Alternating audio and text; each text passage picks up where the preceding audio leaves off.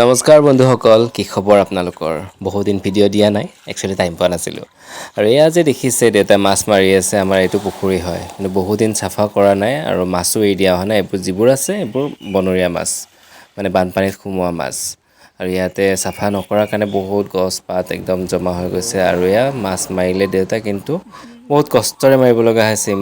অকল ইয়াত গছৰ পাত, পুনি, বোকা এইবোৰে আহে আৰু বহুত ওজন হৈ যায়। লাষ্টত গৈ পালোগৈ কান্দুলি মাছ এটা আৰু কাৱৈ মাছ দুটা।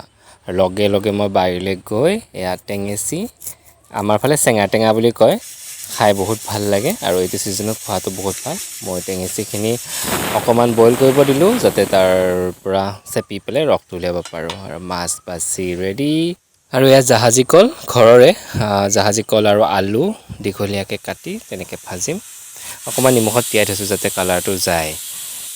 আৰু এয়া চেঙা টেঙাখিনি এয়া চেপি লৈছোঁ, ৰসটো উলিয়াই লৈছোঁ। আৰু লগতে দুটা আলু বইল কৰিব দিছোঁ, ইয়াতে ভাঙি দিম।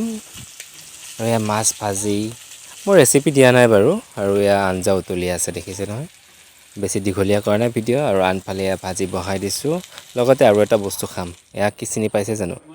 এয়া হৈছে ক'লা কচু কাটি ৰ'দত শুকুৱাই, মানে শুঠি কৰি থোৱা বুলি কয়। শুঠি কৰি থৈছিলোঁ।